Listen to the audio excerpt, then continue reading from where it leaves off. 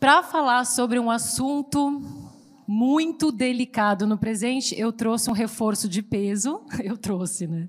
Mas pelo menos eu falei, vamos lá fazer junto, vamos unir as forças para conseguir falar sobre algo que precisa ser falado agora no presente, que são os modismos e as crenças nutricionais. E como que a gente pode responder com abordagem comportamental, tá? A gente passou um questionário para vocês, daqueles que já foram muito analisados ontem. Tinha uma dessas perguntas, vocês lembram? O que vocês responderam? Então, a gente leu essas respostas e algumas delas elas não se encaixavam exatamente no que a gente define como crenças e modismos.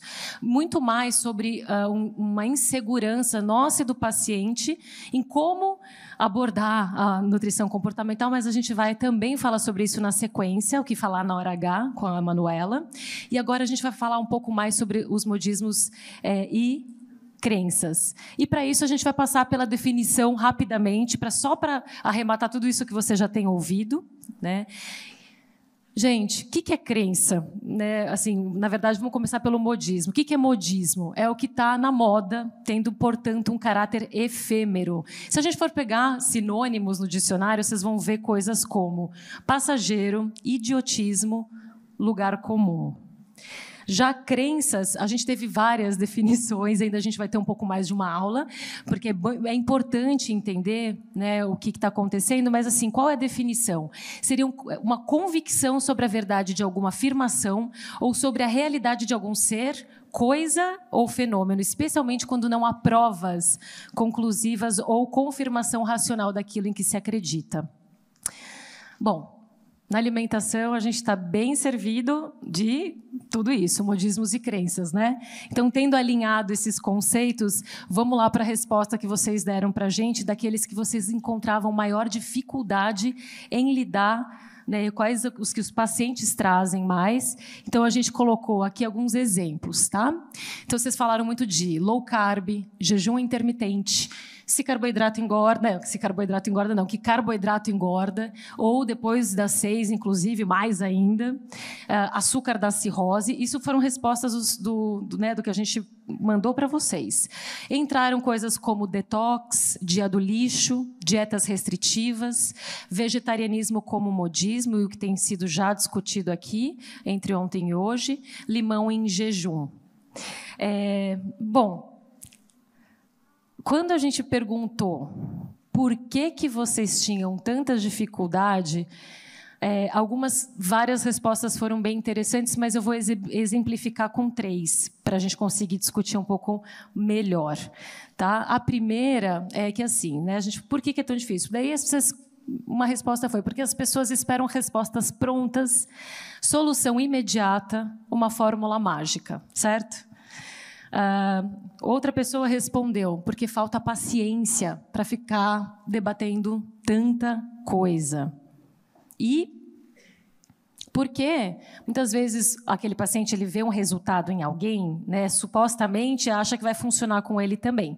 Então ele já vai, né, colocando assim, mas isso funcionou com outra pessoa, mas isso alguém que disse, você leu não sei aonde, né, porque agora também a gente tem que estar antenado em tudo, né?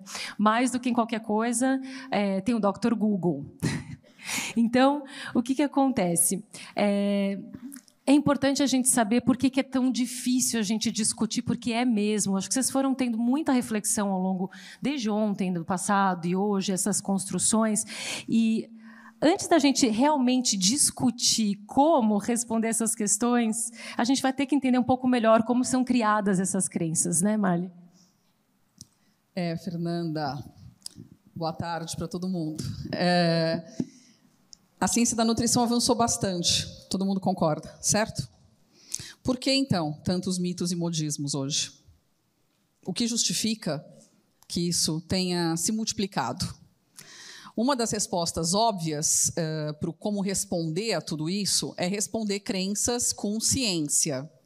Mas Alan Levinovitz já publicou, tempos atrás, que o mito será sempre mais sagrado do que a evidência. Alan Levinovitz é professor de uma universidade americana e ele é um estudioso das religiões, dos mitos, da história e das profecias. Ele é autor do Mito do Glúten, um livro que nós temos em português. Na apresentação do Mito do Glúten, ele já explica por que, como um professor de religião, ele se aventurou a escrever ali um livro sobre mitos com relação à alimentação. E aí ele diz nessa justificativa que a religião e a ciência deveriam ser sistemas explicativos separados, mas que tanto lá na história antiga como agora eles se misturam. Esse não é um fenômeno recente, na verdade. E ele diz, então, que a desmitificação de certas verdades atuais, ela passa por conhecermos mais história, e não necessariamente por conhecermos mais ciência. E que, lá no passado, como agora também, o apelo dos modismos dietéticos tem mais a ver com mitos do que com fatos. A Fernanda já introduziu para vocês uma definição de crenças, mas vamos entender como elas são formadas. E vocês ouviram aqui de manhã também, né, que para muitas pessoas a crença é mais importante, né, do que qualquer outra coisa. As crenças são definidas como um estado psicológico que o indivíduo adota e no qual ele se detém por uma proposição ou por uma premissa para a verdade, ou ainda um tipo de opinião ou convicção. Na epistemologia, palavra que vocês escutaram também aqui pela manhã, que é o estudo filosófico do conhecimento e das crenças, há esse conceito de crença verdadeira e justificada. Vejam que a gente tem de um lado a crença, do outro a verdade. Quando elas se encontram, quando uma crença seria igual ao conhecimento? Ela vai ser igual ao conhecimento se a crença é verdadeira. E se o crente tem uma justificativa plausível e também razoável para isso, para se acreditar que é verdade. Vejam, então, que das crenças... Hello? Das crenças, e entre as crenças e a verdade, um nicho muito, muito pequeno corresponde ao conhecimento. É o que sabemos disso. Qual é o problema? É que nós tendemos a interiorizar as crenças das pessoas ao nosso redor. A gente tende a adotar crenças de líderes carismáticos. E a propaganda tem um papel importante aqui. A propaganda, pela repetição, ela nos faz, muitas vezes, adotar ou mudar crenças. Ou vocês também não quase acreditam que o cabelo vai ficar igual da Gisele Bündchen na propaganda de shampoo, e que a roupa vai ficar branca como o sabão em pó promete. A gente adota essas questões que são muito colocadas também, então, pela propaganda. E mesmo as pessoas mais educadas e conscientes sobre o processo de como as crenças se formam, e não basta, claro, ter uma crença sincera, porque isso poderia nos fazer, então, dizer, ok, não é verdade, mas é uma crença sincera, mesmo que falsa.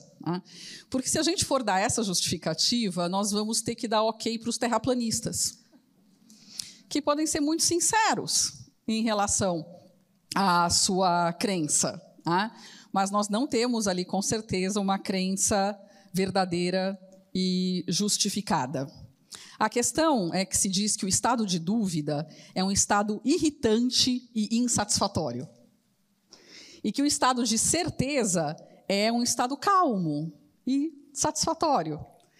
E que nós temos, então, um desejo forte de converter as nossas dúvidas em certezas, e em crenças. A gente chega, às vezes, a se esforçar para manter algumas das nossas crenças, mesmo quando começam a vir alguns sinais e algumas coisas de que parece que aquilo que a gente sempre acreditou não é bem verdade. Vocês estão pensando meio por aí, aqui, quando a gente fala de nutrição? Pensem em outras coisas da vida de vocês que eventualmente vocês possam lembrar, em áreas diversas da vida, se vocês não acabam se esforçando para manter algumas verdades e algumas crenças.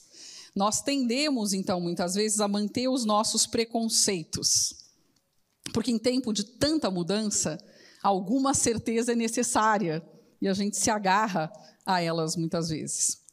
E muitas vezes nós temos também medo da mudança, medo do desconhecido. Tá? Mas a única constante que a gente tem na vida é a mudança. Tudo muda o tempo todo. A nutrição está mudando, nós estamos mudando o tempo todo.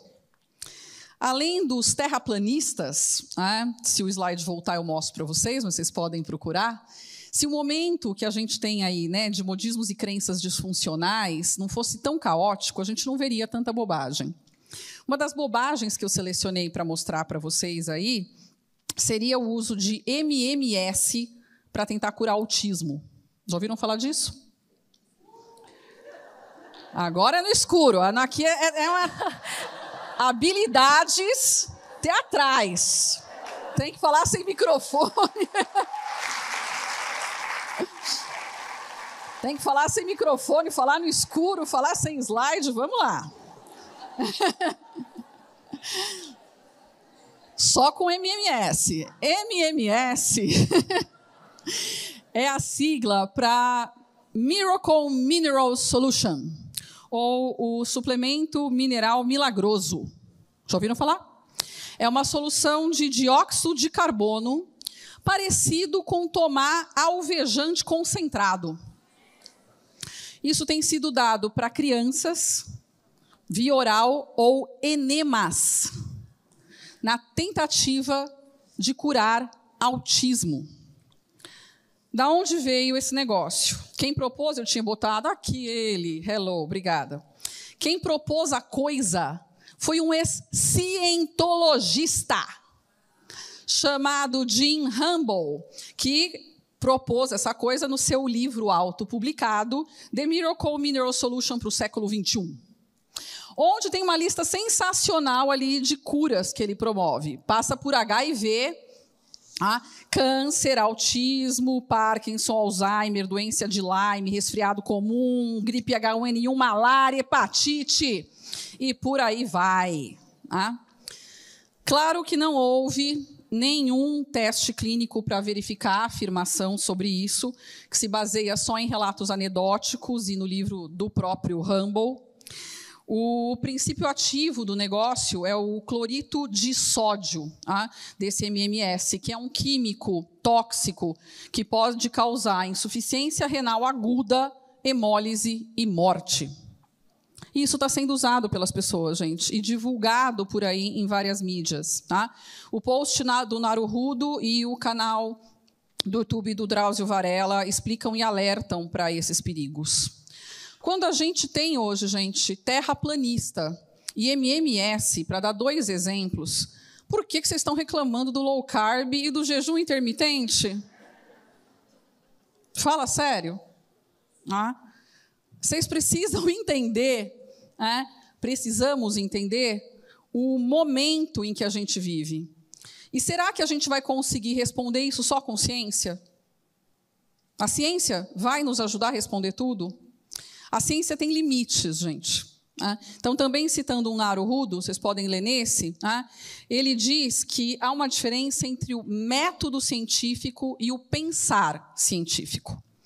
Que o método científico explica tudo, só que você precisa conhecer o método científico. O pensar científico, ele não explica tudo, ele depende do pesquisador e do conhecimento de metodologia que o pesquisador tem para aplicar o método científico a qualquer fenômeno. Então, não basta ter só ciência. E ainda a gente tem que lembrar que nós somos enviesados pelos métodos que a gente aprende na nossa formação, que já muitas vezes é insuficiente, e que a gente tenta reduzir o mundo aos métodos que a gente aprendeu. Se nós que estamos fazendo ou fizemos uma graduação, temos limites de conhecimento de método científico, e os nossos pacientes? Ajuda simplesmente a levar para eles a questão da ciência e do método científico? Já há uma confusão, então, na tradução da ciência. E, muitas vezes, as confusões são construídas por maneiras de interpretar diferentes. A gente tem que ter em mente, então, que aderir a um mito, a uma crença, a um modismo, pode significar muita coisa.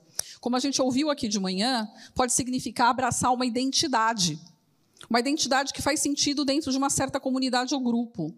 Pode significar a rejeição de um determinado grupo, de um determinado status quo. Tá? Isso tanto é dessa maneira, né, que a gente tem hoje, né, muito guru que transveste, né, mitos, né, como se fosse ciência. Tá? E uma coisa que também beira quase a religião, tá? Uma moralidade que abraçou a comida. Tá?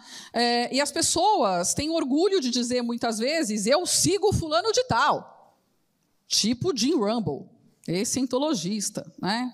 E aí vai. E aí, para piorar esse cenário, a gente tem as fake news. Fake news são definidas como informações noticiosas que não representam a realidade, mas elas são compartilhadas pela internet como se fossem verdade. As vovós adoram, né? Principalmente nas redes sociais. E aí, meus queridos, se a gente tem quem acredite em cirurgia bariátrica por hipnose, em quem compra o brinco emagrecedor, de novo, como é que vocês acham que a pessoa não vai ter dúvida se carboidrato engorda, se fruta dá cirrose e se o limão em jejum é bom? Mas vejam que beleza esse brinco que circulou aqui no nosso grupo. Tá? Quando ele faz a sua apresentação, tá? Então ele fala de emagrecimento, mas vejam que gracinha que ele coloca ali, que emagrecer é consequência. É um brinco comportamental. Fiquei apaixonada. Tá? As fake news são um fenômeno que se relaciona com a pós-verdade. Pós-verdade foi a palavra do ano em 2016, lembram? Pós-verdade é um termo usado para designar a preponderância das crenças e das ideologias sobre a objetividade dos fatos. Não interessa mais ser verdade. É mais importante parecer verdade do que ser verdade. E Nietzsche já disse, muito tempo atrás, que a verdade não passa de um ponto de vista sobre a mentira. É um tipo de evidência que as pessoas extraem da realidade e interpretam como querem. E não se esqueçam ainda que nós vivemos tempos líquidos, uma modernidade líquida. Tá? Nada é feito para durar. Então, não se iludam, porque novos mitos, novas crenças e novos modismos em alimentação e nutrição virão a todo tempo. Eles só se renovam. Se vocês se lembrarem aí, buscarem o passado, vocês vão lembrar de coisas mais antigas. E ainda como num Black Mirror que se materializa, tudo pode piorar. Hoje, a gente sabe que é possível manipular até códigos de edição de vídeo. Por enquanto, esse processo é bem trabalhoso. É preciso de técnicas de programação avançada, um hardware muito potente, mas no futuro se acredita que vai ser possível criar fakes realistas muito mais facilmente. E o risco, claro, né, vai ser usar isso para divulgação de notícias falsas. Já tem software hoje, gente, de edição de som, que se captar 20 minutos da sua voz, consegue construir um discurso inteiro como se fosse você falando outras coisas, usando a nossa voz. Essa matéria cita um trabalho da Universidade de Stanford, que já desenvolveu também um algoritmo que permite editar completamente a fala de uma pessoa num vídeo, sem que se perceba que aquilo foi editado. E aí, então, como é que a gente pode pensar num mundo onde nem a voz de uma pessoa ou um vídeo mostrando ela falando vai ser sinal de verdade? Onde a gente não vai poder ter nada do qual a gente não vai duvidar se aquilo foi manipulado. Claro que a gente precisa identificar, então, a origem desses problemas e educar a população. A gente precisa educar especialmente os mais jovens, que são os nativos digitais. Né? Por serem nativos digitais, eles acham que sabem tudo. Eles têm mais facilidade de acesso, realmente, mas eles não têm nenhum senso crítico em relação a isso. Nós precisamos, então, antes de discutir mitos e modismos de alimentação com os nossos pacientes, que é a proposta desse bate-bola aqui, entender o problema à luz do que nós vivemos hoje. Se a realidade não fosse essa, nós não teríamos eleito governos a partir de notícias falsas.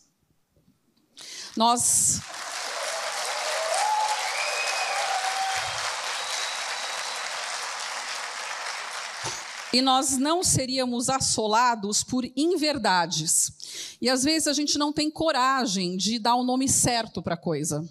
A gente usa o termo controvérsia, tendência, tá? Ao invés de usar mentira. Quando a gente usa o termo controvérsia, a gente legitima, supostamente, os dois lados. Batizar uma coisa de mentira como polêmica é dar 50% de chance para cada lado. Então, esses termos vagos deturpam a realidade. Mas, mesmo assim, a gente tem um governo que insiste em afirmar que não tem problema climático, nem desnutrição. A sindemia global, para esse governo, é uma piada. Caso haja alguma dúvida, só no ano de 2017 morreram mais de 5.600 pessoas de fome no Brasil. E ainda há campanhas de desinformação feitas exatamente com este propósito, envolvendo diversos participantes, alguns de maneira inconsciente, que, sem saber, ficam amplificando e adornando as mensagens. Se vocês querem ter uma ideia assustadora do poder de manipulação de uma campanha de desinformação, vocês assistam esse TED Talk, que conta como o Facebook manipulou a decisão do Brexit. Historicamente, se usava mais a estratégia de tentar manipular jornalista, que era quem divulgava as mensagens. Agora, as mídias sociais deram voz a todos nós. Deram voz a vários influencers, que então se tornam contributores de campanhas de desinformação. E é perigoso a gente pensar que a desinformação só alcança os menos escolarizados, os menos experientes. Isso só acontece com os outros, comigo não. Eu estou ligadão. Percebo tudo. Ninguém me engana. Mentira. A desinformação normalmente usa retóricas e técnicas de pensamento crítico para pegar todo mundo, para fazer a gente adotar um ceticismo nihilista. É um pessimismo com relação a tudo. Daí a gente passa a negar tudo. Os princípios religiosos, políticos, sociais. Voltando aos mitos em alimentação. Bom e mal, obviamente, não são categorias científicas. E deveriam ser usados por monges e gurus, e não por profissionais da área da saúde. A ciência genuína rejeita a simplificação. Só que os cientistas também não estão livres de vieses ideológicos. Senão a gente não ia ver o tempo todo professores, pesquisadores, profissionais discutindo pela melhor dieta e defendendo até modismos em palestras, por exemplo. Já viram esse filme? Todos nós somos produto do nosso ambiente ideológico.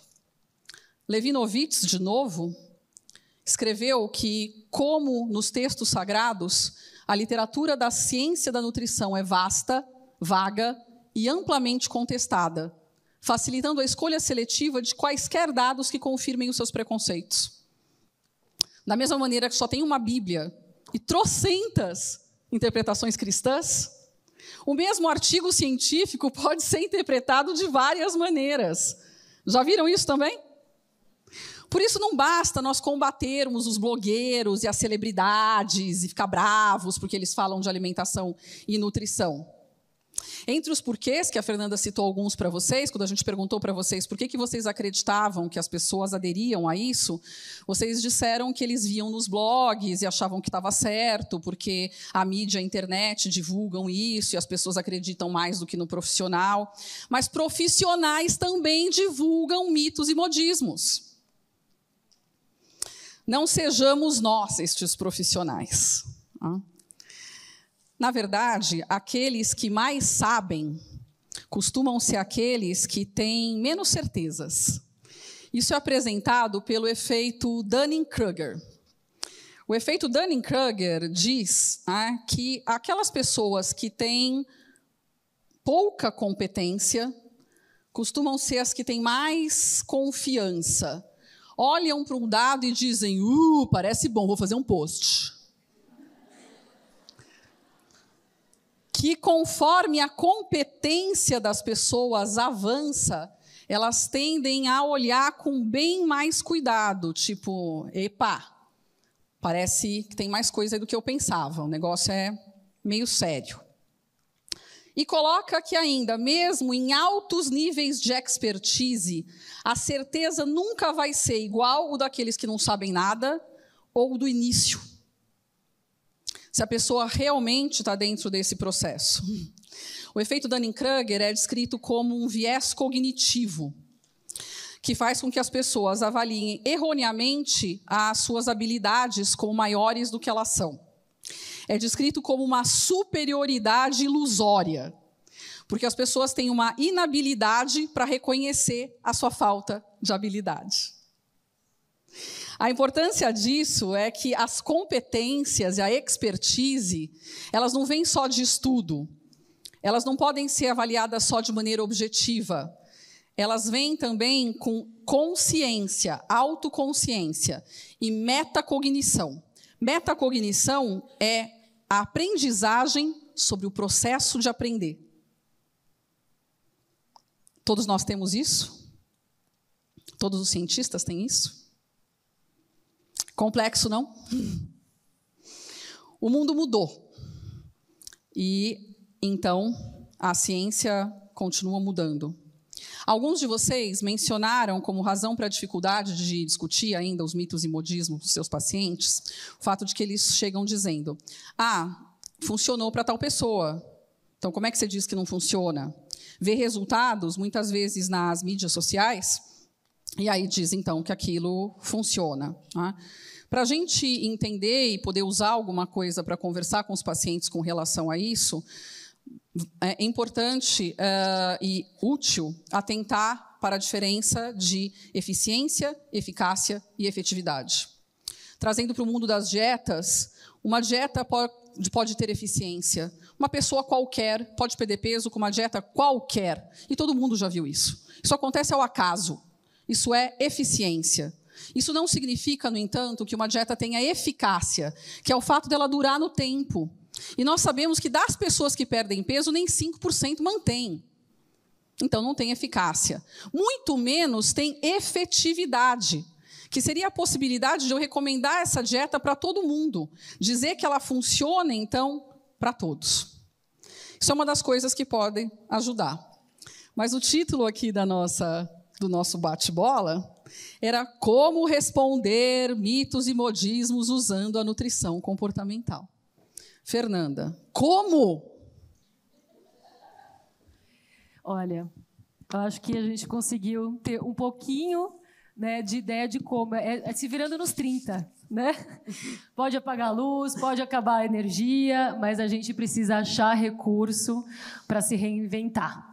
Eu queria ter uma resposta pronta para vocês, assim como os pacientes esperam que a gente tenha para eles, mas não quero decepcionar, porque eu sei que todo mundo quer sair com alguma coisa mais prática. Porém, o que eu quero colocar para vocês é que a gente pode ter uma linha de raciocínio que vai ajudar. E isso, vamos começar falando que é legal considerar 3 pontos que eu acho que é um ponto de partida muito bacana. O primeiro deles, vale a pena o esforço em combater um mito ou uma crença? E como é que vocês podem se perguntar se vale a pena? Isso está sendo disfuncional na vida daquele paciente, daquela pessoa? Por quê? Vamos pegar aí mais um exemplo. Leite com a manga. Vale a pena você ficar combatendo isso com a sua avó? Se efetivamente não tem nenhuma questão que tenha impactado a vida dela, biopsicossocioculturalmente, ela não precisa de leite com manga para sobreviver. E, muito embora você se digne, como fala Marli, a explicar a origem, né, dessa crença, que é muito interessante, inclusive, né, que era para os senhores conseguirem dominar os escravos, para eles não roubarem a comida, né, especialmente aqueles que coletavam frutas, e para não, né, eles começaram a vir com essa ideia de que se você misturasse, eles tinham como base o leite, se eles misturassem a manga, eles iam morrer. Só que a questão era que, né, até as escravas elas iam cuidar dos filhos, então elas repassavam essa informação e isso foi, na verdade, contaminando a todos. Muitas vezes, você vai pegar ali a tua avó que tem não sei quantos anos de internalização dessa crença, vale a pena? Vale a pena falar de uma dieta do limão, ou limão em jejum, para uma pessoa que não tem nenhum problema e que fala que aquilo para ela faz bem?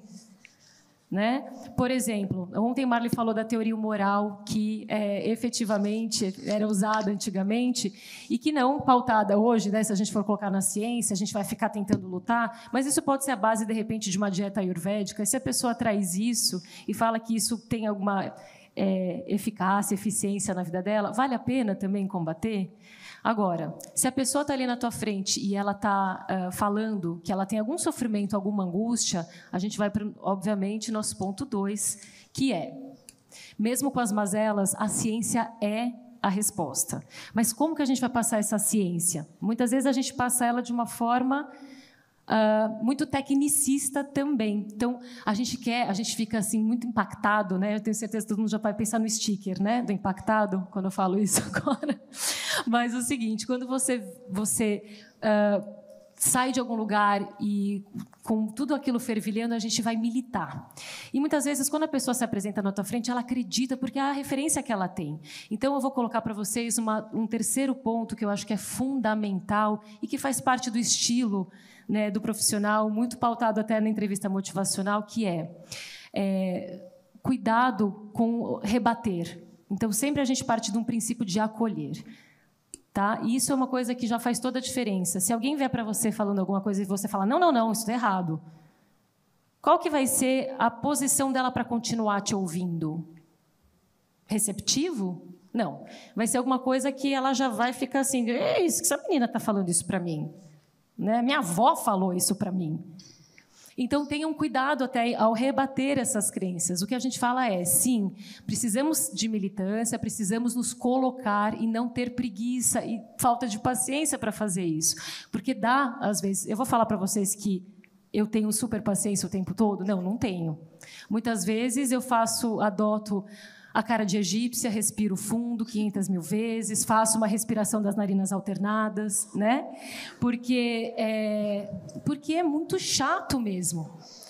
Porque quando vem mais uma pessoa, e não só, né, a gente sabe que não é só paciente, mas também pessoas próximas que sabem que você é nutricionista e o tempo inteiro ficam... O que você acha de não sei o que lá? Elas já vão perguntar, mas assim, olha, eu estou fazendo essa dieta, eu estou fazendo isso...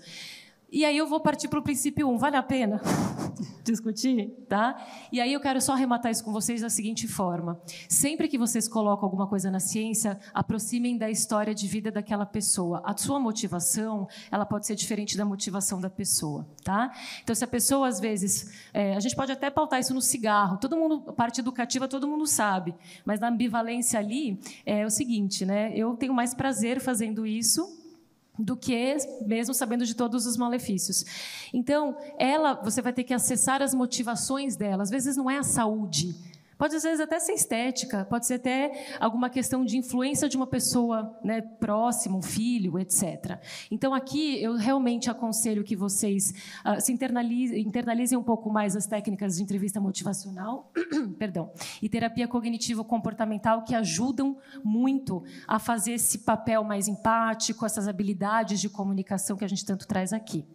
Muito bem, mas, de novo, vamos lá. Vamos pegar as 3 principais modismos e crenças que vocês trouxeram para mostrar um racional de como responder que vocês podem levar para os demais. Então, assim, a gente tem aqui o carboidrato como campeão, o jejum intermitente também, e o vegetarianismo e veganismo, que eu acho que são 3 coisas legais para a gente discutir.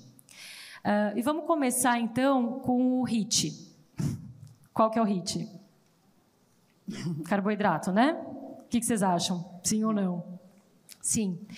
De tanto que isso já foi falado, de tantas formas que ele já se transvestiu de um lugar para o outro, de um nome para o outro, de um país para o outro, e há tanto tempo nós parecemos ter criado uma verdadeira carbofobia. As pessoas têm fobia de carboidrato, elas associam carboidrato à coisa do mal, a um alimento ruim, a um alimento que não pode, né? Já ouvi falar até que é coisa do inimigo no meu consultório. Mas, se a gente for buscar um pouco dessa referência, é interessante até, de novo, buscar na história, que a gente sempre faz esse resgate. Ela é tão enraizada porque ela começa, isso é uma curiosidade também, em meados de 1863, por um agente funerário, que foi o primeiro a trazer, né, essa ideia, e que depois foi ganhando mais importância pelo médico, que é o Nathaniel Davis, que publicou um tratado chamado Comida para Gordos, que era um tratado sobre a corpulência e sua dieta para cura.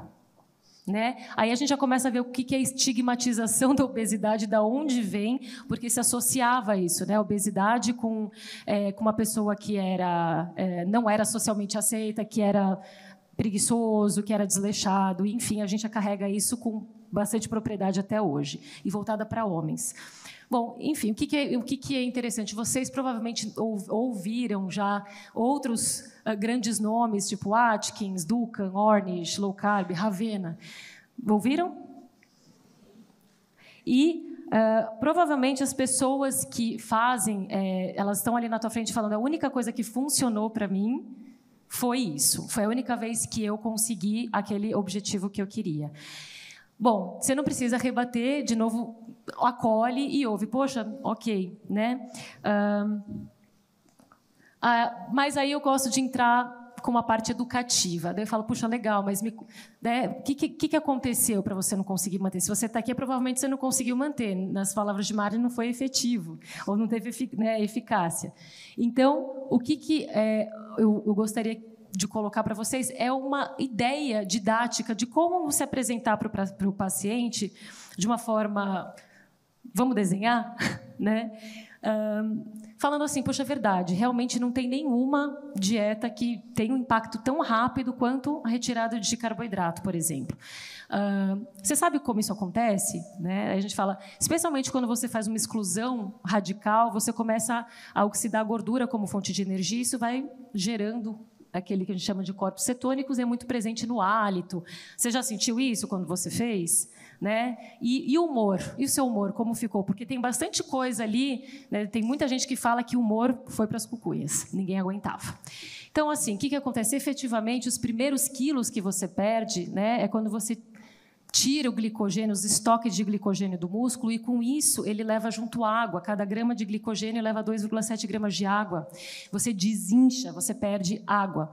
Que aí você entra num terceiro ponto, o que é perder peso e o que é emagrecer. Né? Então, perder peso, você pode perder na balança por várias coisas, por água, por músculo, que não é nem um pouco desejável, ou é? Não, né? Então, sabe o que eu faço? Eu adoro fazer isso, eu vou tentando pegar no ponto. A pessoa não quer emagrecer? Eu falo, puxa, então, essa dieta, se você não fizer, né, se você coloca para mim que isso pode também afetar a hidratação e massa muscular, isso pode bagunçar muito o seu metabolismo. E, como a Marli falou, eu também jogo para o paciente, eu falo, 95% das pessoas não conseguem manter. Se você conseguisse, você não estava provavelmente aqui. Mas por quê? Né? E a pessoa se culpabiliza. Os pacientes não acham que a culpa é deles? E isso é um momento de você desculpabilizá-lo, falando que não é com ele, o problema não é ele. O problema é que quase ninguém, quem consegue, quem aguenta uma dieta monótona, uma dieta que causa uma perda social muito grande, ela afeta o seu humor. E então, muitas pessoas que fazem atividade física não se sentem bem. Então, acho que aí você vai acessando e falando, e puxa vida, pior de tudo, você ainda pode voltar a ganhar mais peso. Né? Bom, se vocês quiserem ter mais assim, uma profundidade, eu peguei essa explicação didática, né, do livro e do post da Desirê, mas vocês podem indicar novamente o pessoal do Ciência Informa, já estiveram, né, vários deles aqui conosco, Fabi Benatti e Ghercioli, eles falam nesse vídeo, explicam que tem, sim, porque daí muitas vezes o paciente, mas tem estudo, mas é outro nutricionista que me falou, que aí é onde pega mais, a gente fica assim, o que eu falo agora? Porque foi um colega que falou. Poxa, ele deve ter tentado com você, um protocolo, é uma opção, né? E a gente tem que tomar cuidado para não ser antiético e ficar batendo de frente, porque somos todos nutricionistas, certo?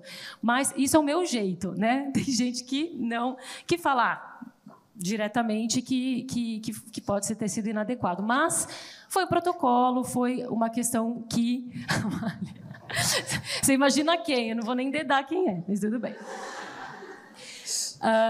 Mas, enfim, o que acontece é estilo e é jeito. O que acontece o negócio é tão profundo, né, da demonização do carboidrato, que vocês provavelmente ouviram falar que até a coitada da fruta é associada com cirrose, esteatose e câncer. E sim, até existem estudos relacionando um ao outro. Vocês podem... Porque quando as pessoas falam de estudos que saiu naquela matéria, às vezes é um estudo muito pequeno, não tem efetividade, é sensacionalista. E o que a gente tem que fazer? Às vezes também pautar eles falando, puxa, mais do que tudo, muitas vezes esses estudos eles se voltam para um grupo pequeno. Nesse caso, eram alimentos industrializados que tinham xarope de milho, que foi muito falado aqui ontem de uma forma incrível, e que a quantidade de açúcar num suco natural é completamente diferente. Mas, se vocês quiserem ouvir, dou um podcast lá do Naruhodo também, porque eu gosto de ter... sempre pautar o que eu estou falando, não eu estou falando, mas isso é algo realmente com embasamento, tá? De qualquer forma, gente, o que eu queria também colocar para vocês, vão vir. A gente não precisa combater e falar, puxa, você quer analisar se você está tomando muito suco? Vamos ver aqui.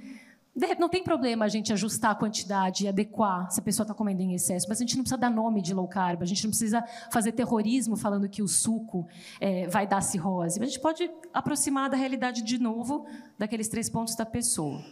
A questão, gente, que eu vou colocar na sequência, que é o jejum intermitente, que é um outro modismo atual e vem carregado aí de uma sedução grande, porque... ele tem uma explicação evolutiva e etc. As pessoas falam, puxa, né? Até um prêmio Nobel que ganhou isso, né? Então, eu acho que é muito interessante que vocês... Isso é muito bom vocês falarem. Não, né? O estudo dele não foi pautado em humanos. Ele era voltado para a autofagia de células de levedura, em 2016, é um japonês que pode ter repercussões para seres humanos, mas também muitos estudos que são voltados para ratos, que não têm um ambiente social, estão num ambiente controlado. Mas se você, por exemplo, não tem fome, a gente pode adaptar isso, não falando de um jejum intermitente, mas falar muito do que a gente já falou ontem, que é o comer intuitivo. Vocês trouxeram essa referência, que a gente tem que reavaliar o comer de 3 em 3 horas, e não tem problema. Mas isso tem que vir de acordo com os nossos sinais internos. Se você sente fome e decide fazer esse protocolo, vai dar certo? Você vai manter? Ele pode ter um monte de referência de que vai, mas não, né? Então, se vocês quiserem ter uma aula sobre isso, também a gente não está sendo patrocinado pelo Ciência Informa, mas é um bom lugar para vocês também terem isso bem mastigadinho. Esse vídeo é super interessante. Só para resumir, o que eu acho que é importante sempre aproxime tudo que vocês estão falando da vida da pessoa. Então, gastem tempo na anamnese para buscar, na história da pessoa, o que ela já fez. A gente tem essa sugestão de fazer até um gráfico de peso na história de vida, porque você vai aprofundando e investigando com aquele paciente o que ele fez, quanto que ele perdeu, qual dieta que ele fez, quanto ele ganhou, por que não deu certo. E eu desenho, às vezes, junto, de novo, sendo bastante didática, para falar que você não quer ser mais um ponto nessa curva. E aí a gente tem habilidade de comunicação, tá? Bom, resumindo, Muitas dietas têm muitos estudos, têm eficiência, eficácia, muitas vezes não têm efetividade, podem bagunçar os sinais internos de fome, apetite e saciedade, e pior, podem promover obsessão. Se a pessoa traz isso, você fala, pois é, tá vendo? Tá claro aqui, toda vez que você retira, você come em excesso depois. E, se vocês quiserem ter um aprofundamento, que a gente sabe que tem muita gente que está vindo pela primeira vez aqui, e parece tudo muito... O que é isso que elas estão falando de dieta? Nós discutimos profundamente nesse capítulo do livro as consequências das dietas restritivas. Aconselho que leiam. Tá? E vou colocar para vocês, então, por último, uma questão que é muito delicada, mas que já foi bastante falada, que é do vegetarianismo e veganismo como um modismo. E o que eu quero deixar aqui, gente, assim, de forma nenhuma, como a Joana falou de manhã, tem algumas escolhas que são identitárias e que permeiam questões ambientais, culturais, sociais. Se a pessoa escolheu fazer isso porque a gente pede uma revisão, tenho certeza que todo mundo está revendo, né? A questão dos incêndios e tudo isso traz para a gente uma reflexão. O que eu queria pautar para vocês é que tem se popularizado, cresceu 34.000%. Vocês vão ver que assim o número de vegetarianos aumentou 350% em 10 anos. Sim, é uma tendência. E se recomenda em vários lugares, guias, que a gente reveja o consumo muito voltado também para redução, como no guia canadense, né? O que a gente faz com isso? A gente coloca a redução para restrição, né? Então, é um pêndulo. O que eu acho que é importante colocar aqui para vocês? Não é indiscutível também a adoção do vegetarianismo para quem tem uma ideologia, uma escolha. O que eu queria deixar é, investiguem um segundo passo. Tá? O que pode acontecer é que, muitas vezes, quem está ali adotando isso é porque, ou por uma moda ou uma tendência, está associando a magreza, tem por trás aí muito mais coisa do que a ideologia. Isso tem acontecido com muitos jovens, muitos documentários, identidade é mais descolado ser. Mas, quando vocês vão investigar um pouco melhor, vocês veem que eles já têm um histórico ou características de transtorno alimentar. Nesse caso, vale vocês pesquisarem, e tem muita pesquisa mostrando relação, né, do vegetarianismo com o transtorno alimentar em pacientes que já têm características. Tá? Então, eles fazem até uma brincadeira, partners in crime, né, parceiros no crime, porque é como se fosse uma forma mais difícil de você acessar e combater uma restrição alimentar. Então, o que eu falo para vocês, tem muita publicação, que vocês se aprofundem. Tá? E, de novo, tem alguma disfunção? Lembrem sempre dessa pergunta. Isso tem uma disfunção na vida da pessoa? E aí, sim, a gente precisa e merece explorar. O que eu queria deixar para vocês é, lembrem-se que explorar, a gente pode começar sempre com uma pergunta, se é um mito, uma crença ou um modismo, né? O O caiu ali. Por que você escolheu fazer isso?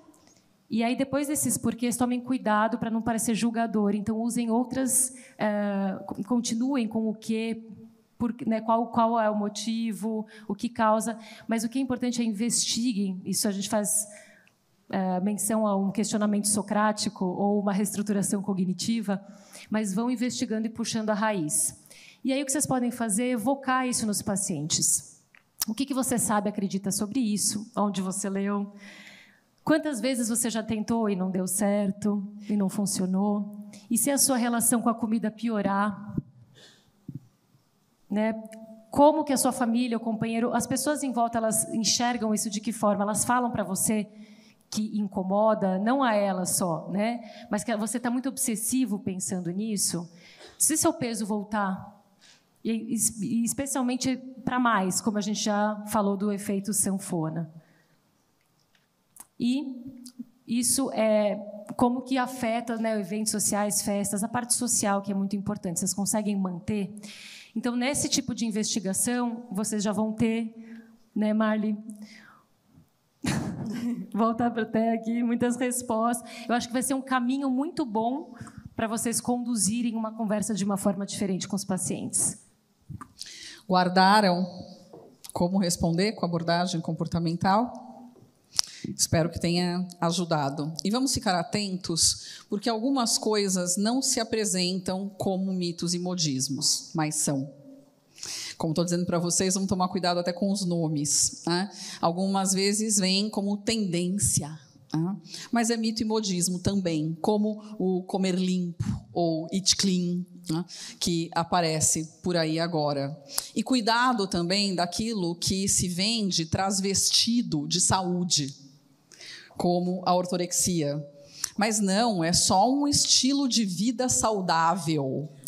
Vamos dar nomes corretos aos bois, respeitando as individualidades das pessoas. Quando eu digo isso, né, para darmos nomes corretos aos bois, interpretarmos as coisas do jeito que elas são, eu estou falando num ambiente nosso, como profissionais, no ambiente da ciência, de não ficarmos ali, né, em cima do muro sobre essas coisas. Com os pacientes, é sempre com acolhimento e respeitando o que aquilo significa para ele. Mas a gente sempre precisa se perguntar: que saúde? Em nome de que saúde? Mas os sentidos de saúde para as pessoas também são diferentes. Como responder, então, né, aos mitos e modismos que nós temos na atualidade? Com certeza, entendendo esse problema no contexto em que nós vivemos. Ele não está deslocado do resto, assim como nós estamos conversando desde ontem. As questões que estamos vivendo com a comida no presente, estão relacionadas a tudo que estamos vivendo no mundo, assim como as que nós vamos discutir amanhã no futuro. Mas a gente quer uma solução, né? Uma solução ética, humana, inclusiva, gentil, e é por isso que a gente traz para vocês a proposta da nutrição comportamental. Então, gente, só para fechar, como que a gente vai responder? Com ciência, sempre, contextualizada nos fenômenos da atualidade, individualizando aquilo para a vida do paciente com empatia e aonde a motivação dele, e com investigação, sim, mas como a gente está realmente reforçando, de uma forma acolhedora, empática, sem julgamento e buscando fazer uma reestruturação cognitiva. Bom, nós temos uma missão muito grande, um pilar da comunicação, por isso é sempre bom a gente ter esse espaço de trocas. Esse pilar é para a gente conseguir levar mensagens consistentes, sim, baseadas em ciências que validem o prazer em comer, construa essa rede que a gente está construindo aqui, que isso já vai mudar muito a forma que as pessoas recebem as informações. Não é só você sozinho que está falando sobre isso no teu consultório. Tem muita gente que também está antenada, né? E queria agradecer imensamente, dizer que a gente já está deixando um legado no presente, se Deus quiser, no futuro da nutrição. Muito obrigada.